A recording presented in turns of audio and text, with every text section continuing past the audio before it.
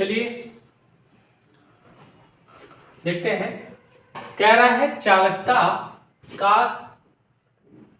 चालकता किसका विलोम है।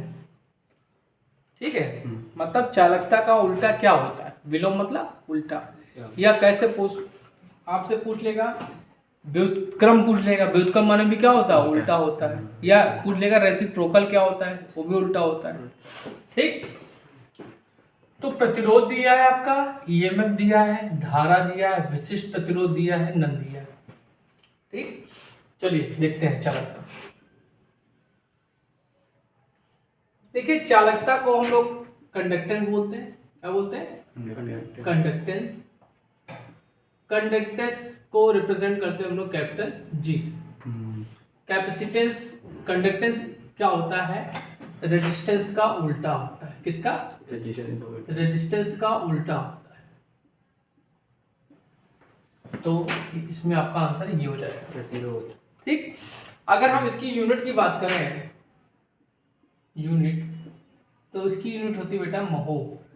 क्या होती है, महो या साइमन होती है।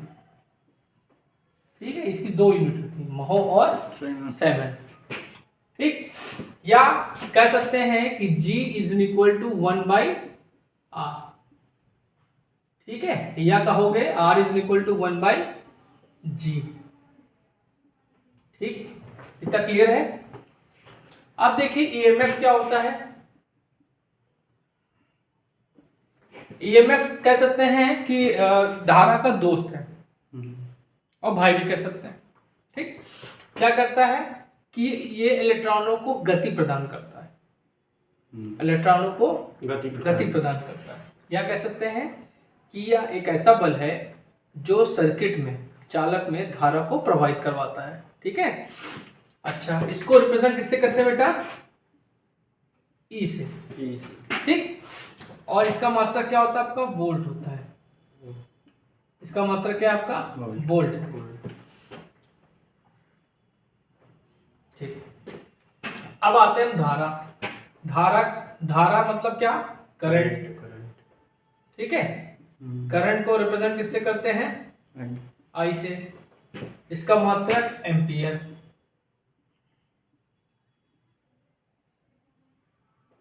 एक एम्पियर में कितने इलेक्ट्रॉन होते हैं, 6.25 इंटू 10⁻18 इलेक्ट्रॉन्स होते हैं। एक एम्पियर में कितने इलेक्ट्रॉन्स होते हैं, 6.25 इंटू 10⁻18 इलेक्ट्रॉन्स। मतलब कह सकते हैं कि कोई अच्छा एक कंडक्टर है, उसमें एक सेकंड में कितने इलेक्ट्रॉन फ्लो होंगे। ठीक है, अब आते हैं विशिष्ट प्रतिरोध। विशिष्ट प्रतिरोध को बच्चों हम लोग किससे रिप्रेजेंट करते हैं, रो। ठीक, और इसका मात्रक जो होता है ओम मीटर। क्या होता है, ओम मीटर।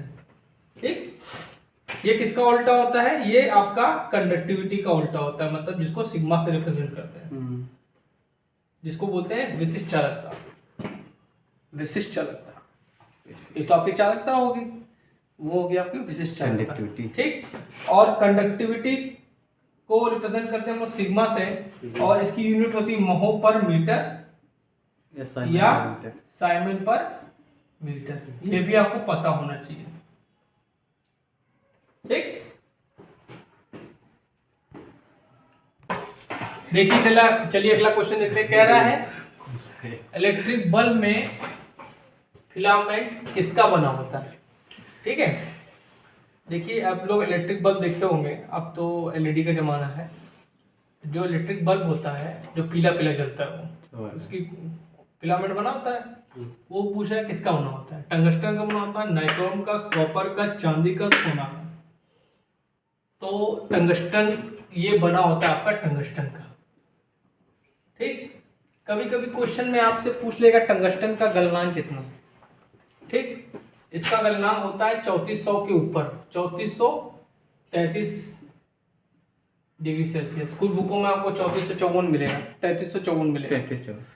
ठीक, 3454 मिलेगा कुछ, मतलब 34 डिग्री सेल्सियस के ऊपर होता है इसका गलनांक। ठीक है, 33। ठीक, अब आते हैं नाइक्रोम। नाइक्रोम का जो गलनांक होता है वो 1400 डिग्री सेल्सियस होता है। कितना होता है, 1400 डिग्री सेल्सियस। इसका प्रयोग हम लोग हीटर में करते हैं। कहाँ यूज करते हैं? हीटर में। हीटर। अब इसके बाद आता है कॉपर। कॉपर के हम लोग बाइंडिंग करते हैं। क्या करते हैं? बाइंडिंग। बाइंडिंग्स में इसका प्रयोग करते हैं। और बैटरी के टर्मिनल भी इसके बनाए जाते हैं। बैटरी के टर्मिनल भी आपके कॉपर के बनाए जाते हैं। ये क्वेश्चन में पूछा था कि बैटरी के टर्मिनल किसके बनाए जाते हैं। जो हम लोग का यूपीपीसीएल का ग्रुप है व्हाट्सएप पे, उसमें पूछा था कि आपका बैटरी का टर्मिनल किसका बनाया जाता है। ठीक। अब उसके बाद आता है आपका चांदी। चांदी का प्रयोग जो होता है फ्यूज, हम लोग फ्यूज में करते हैं। किस में करते हैं? फ्यूज में करते हैं। तो सोने का? ठीक।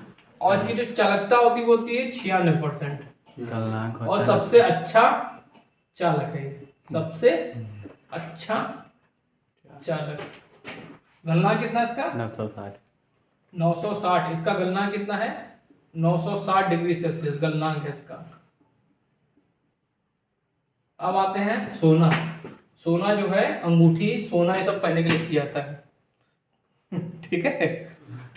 और इसका गलनांक कितना होता है? 1085 या 65 85। 85।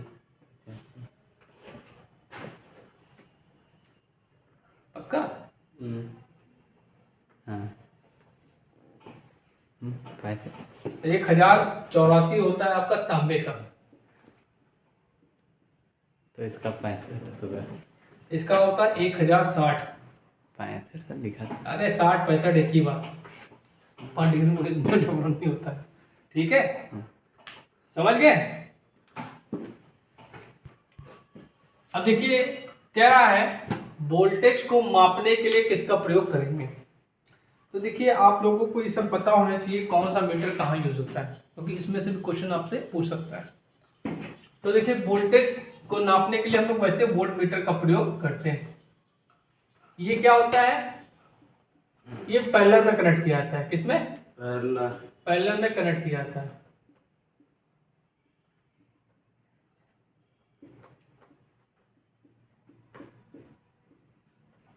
अमीटर इसको करंट को मापने के लिए कहते हैं। करंट को मापता है, करंट को मापता है।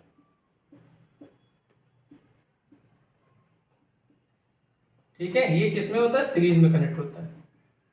सीरीज में कनेक्ट होता है।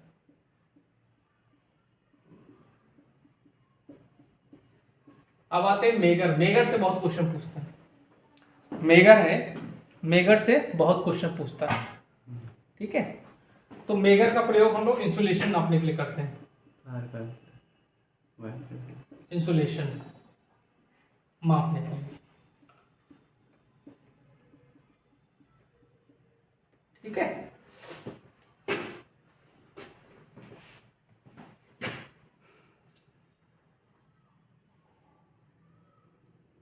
व्यावसायिक यूनिट क्या है बताइए? बताइए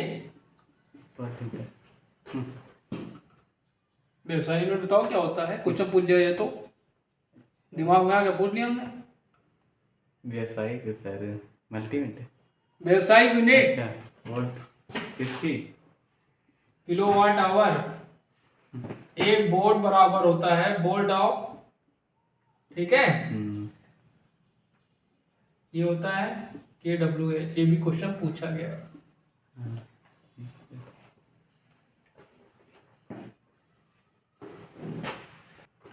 देखिए सीटी का प्रयोग होता है, सीटी फॉर करंट ट्रांसफार्मर। ठीक है, करंट को कम करता है, वोल्टेज को कम करता है, पावर को कम करता है, नन। तो देखिए सीटी का प्रयोग हम लोग करंट को कम करने के लिए करते हैं।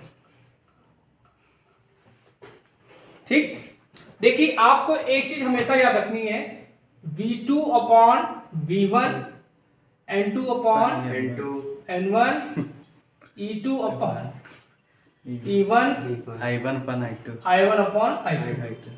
ठीक, अब ध्यान दीजिए, इसको बोलते हैं ट्रांसफॉर्मेशन रेशियो।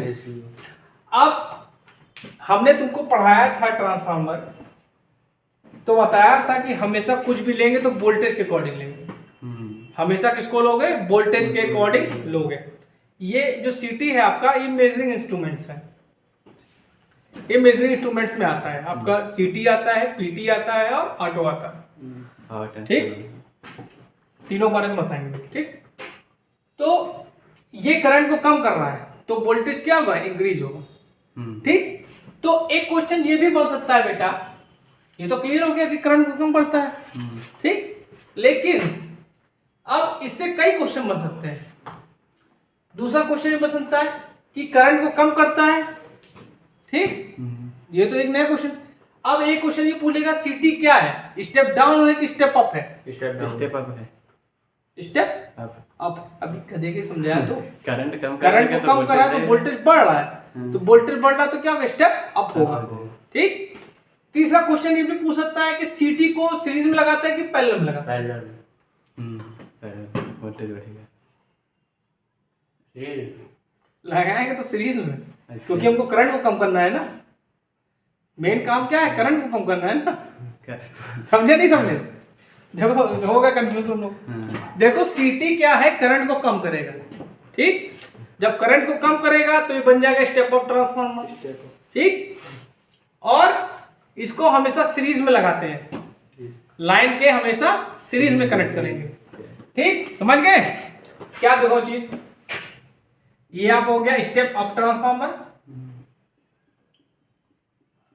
ठीक, ये क्या करेगा? करंट को कम करता है और यहां लिख दे रहे हैं सीरीज में कनेक्ट होता है, लाइन के सीरीज में। ठीक, अब आते हैं पीटी पे। पीटी पे आते हैं। पीटी मतलब पोटेंशियल ट्रांसफार्मर, वो भी ट्रांसफार्मर होता है। वो क्या करेगा? वोल्टेज को कम करेगा। जब वोल्टेज कम होगी तो करंट बढ़ेगी, तो उसको बोल देंगे स्टेप डाउन ट्रांसफार्मर। ठीक, वो आपका किस में करंट होगा? पैरेलल में। ठीक, अब उसके बाद आता है आपका ऑटो ट्रांसफार्मर। देखिए जो ऑटो ट्रांसफार्मर तुम लोगों ने लैब में दिखाया था, हमने तुम लोग को ऑटो ट्रांसफार्मर दिखाया था, नीचे लैब में रखा था, हमने दिखाया था। देखिए ऑटो ट्रांसफार्मर क्या होता है? उसमें सिंगल वाइंडिंग होती है। क्या होती है? सिंगल वाइंडिंग होती है, सिंगल फेज वाइंडिंग।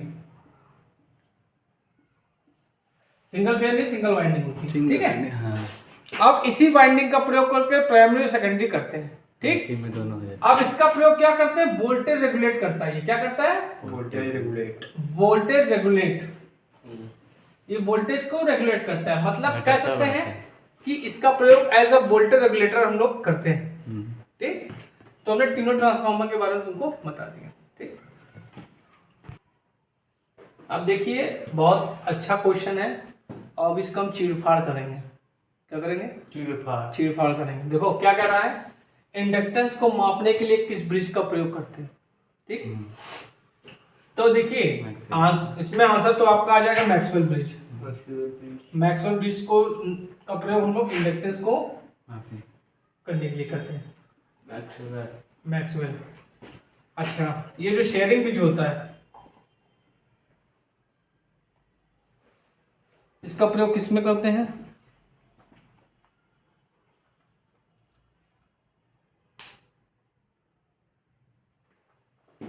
इसका प्रयोग हम लोग कैपेसिटेंस को मापने के लिए करते हैं।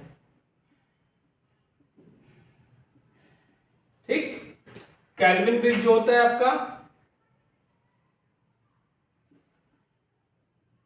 लो रेजिस्टेंस को मापने के लिए करते हैं। ठीक है, लो रेजिस्टेंस को मापने के लिए करते हैं।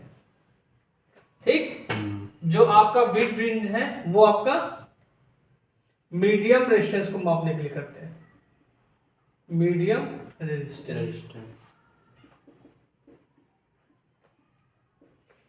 और व्हील ब्रिज का हमारे दिमाग में आ नहीं रहा है, इसको कल बता देंगे आपको किस लिए करते हैं। ठीक है,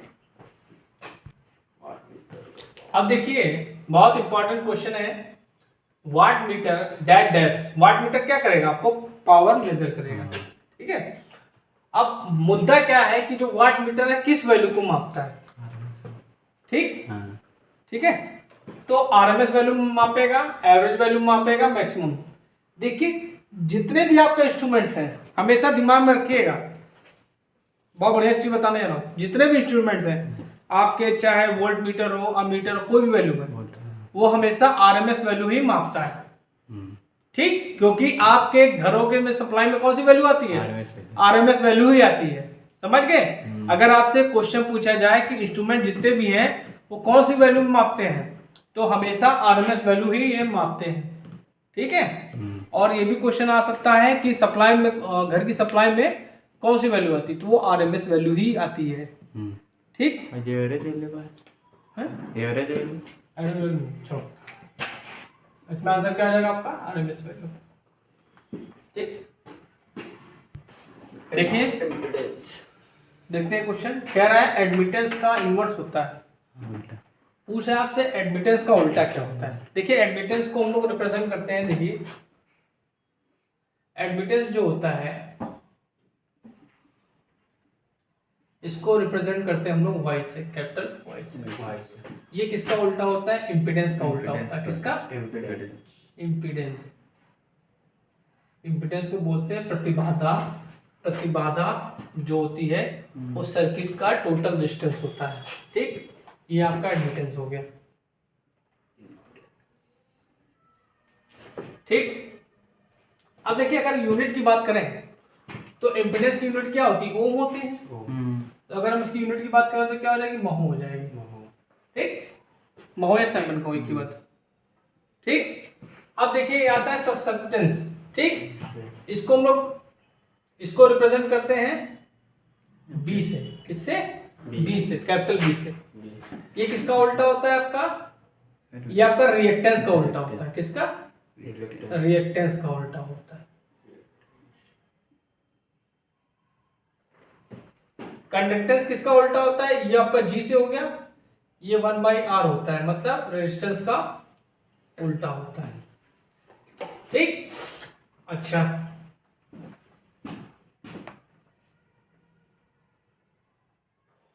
इसका भी यूनिट क्या होता है आपका, इसका भी यूनिट आपका क्या होगा, महो होगा, और इसका भी यूनिट क्या होगा आपका, महो होगा। मतलब कुल मिला के सब खानदानी है, सब क्या है, खानदानी है, ठीक है। अब देखिए इन तीनों में रिलेशन देख लेते हैं, ठीक। तो रिलेशन चलिए देख लेते हैं। एडमिटेंस इक्वल टू क्या होता है, admittance equal to square root of, आ रहा है ना, admittance equal to square root of conductance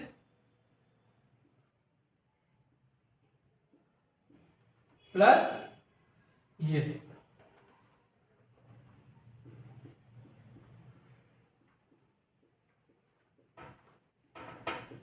ये भी आपको पता होना चाहिए, मतलब y is equal to under root G square plus B square, ये भी आपको पता होना चाहिए, ठीक है। देखिए बहुत ही इंपॉर्टेंट क्वेश्चन है, रियल पावर है, ये आपको 5 ऑप्शन दे दिए, इसमें से बताना रियल पावर क्या है, ठीक। चलिए नजर मार लेते पहले, तब आप लोग खुद ही सोचेंगे रियल पावर क्या है, ठीक। देखिए जो रियल पावर होती है वो होती है वी आई कॉस फाइव। इसमें आंसर क्या होगा, रियल पावर आपकी वी आई कॉस फाइव होगी। अगर हम इसकी यूनिट की बात करें बच्चों, तो इसकी यूनिट होती है वाट या किलोवाट भी हो सकती है, किलोवाट, ठीक। अब आपके बाद आता है ये जो आपकी पावर है, इसको बोलते हैं रिएक्टिव पावर, रिएक्टिव पावर, ये होती है आपकी V I sine theta, sine theta को या साइन फाई को एक ही बात है, ये हो जाएगी आपकी यूनिट वी ए आर या के V A R, volt ampere, ठीक। अब तीसरी पावर आती है आपकी अपरेंट पावर, इसको बोलते हैं आभासी, ये होती है आपकी वी आई, इसकी यूनिट होती है आपकी वी ए, ठीक। अब कभी कभी आपसे क्वेश्चन पूछ लेगा कि इन पावर्स में रिलेशन क्या है, इन पावर्स में रिलेशन क्या है, ये भी आपसे पूछ लेगा। तो देखिए रिलेशन क्या होता है, जो आपकी अपरेंट पावर होती है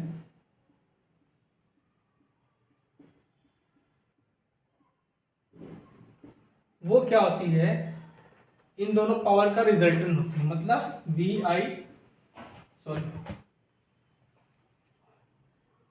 real power square plus reactive power.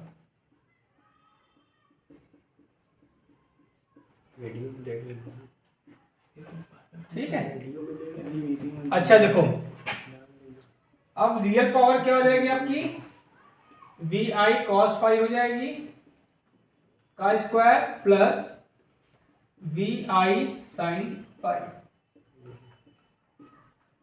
ठीक, इसको सॉल्व करोगे तब वी आई ही आ जाएगा। ठीक है, अगर हम इसका वो देखें फिगर,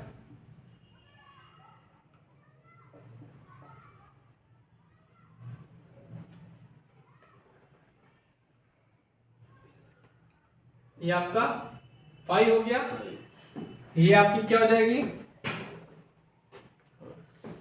ये आपकी वी आई साइन फाई हो जाएगी, ये आपकी वी आई कॉस फाई हो जाएगी, ये आपकी वी आई हो जाएगी, ये आपका 90 डिग्री हो गया। ठीक, चलिए एक चीज और देख लेते हैं। ठीक, कभी कभी आपसे पूछेगा पावर फैक्टर क्या होता है, तो पावर फैक्टर क्या, पावर फैक्टर जो होता है इसको बोलते हैं कॉस फाई, ये होता है आपका आर बाई जेड, या हो जाएगा आपका real power upon apparent power.